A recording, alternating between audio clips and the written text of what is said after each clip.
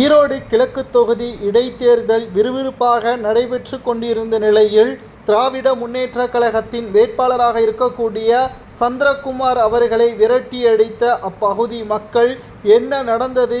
அரசியல் களத்தில் மிகப்பெரிய ஒரு அதிர்ச்சியான இடைத்தேர்தலாக இது பார்க்கப்பட்டுள்ளது. இன்று காலை 7 மணி முதலே ஈரோடு கிழக்கு தொகுதி இடைத்தேர்தலுக்கான வாக்காளர்கள் ஓட்டுக்களை செலுத்தலாம் என்று தேர்தல் ஆணையர் தெரிவித்திருந்த நிலையில் சுமார் 53 இடங்களில் 237 வாக்குச்சாவடி மையங்கள் அமைக்கப்பட்டிருக்கிறது என்றும் ஏற்கனவே 9 வாக்குச்சாவடி மையங்கள் பதற்றமான சூழல் இருப்பதை கண்டறிந்த தேர்தல் பறக்கும்படை அதிகாரிகள் அங்கு கூடுதல் போலீஸ் பாதுகாப்பும் போடப்பட்டது.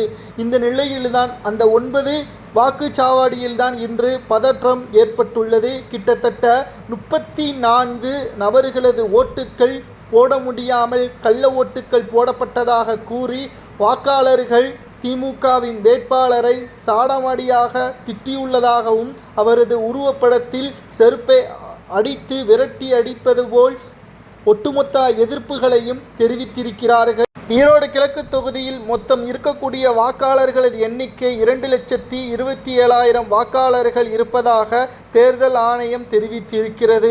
இதில் எப்படியும் திமுக தான் வெற்றியடையும் என்று நேற்று வரை இருந்த நிலையில் தற்பொழுது ஓட்டுக்கள் செலுத்தக்கூடிய நிலையில் கள்ள ஓட்டுக்கள் போடுவதால் அப்பகுதியில் பரபரப்பு ஏற்பட்டதால் திமுகவிற்கு எதிராகத்தான் இந்த ஓட்டுக்களை நாங்கள் பதிவு செய்வோம் என்று அப்பகுதி மக்கள் கடுமையான விமர்சனம் செய்திருப்பது நாம் தமிழர் கட்சி மிகப்பெரிய ஒரு அதிர்ஷ்டமாக பார்க்கப்படுகிறது.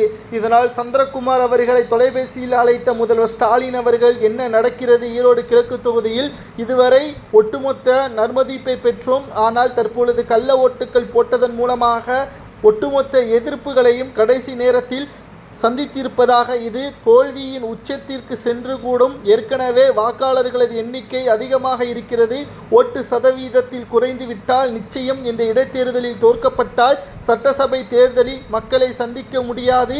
அதிலும் நாம் தமிழர் கட்சியிடம் தோற்கப்பட்டால் மிகப்பெரிய ஒரு அவமானமாக மாறிவிடும் என்று தொலைபேசியில் சந்திரகுமார் அவர்களை அழைத்து கடுமையாக திட்டியுள்ளதாக ஆடியோ ஒன்றும் சமூக வலைதளங்களில் பதிவு செய்யப்பட்டுள்ளது.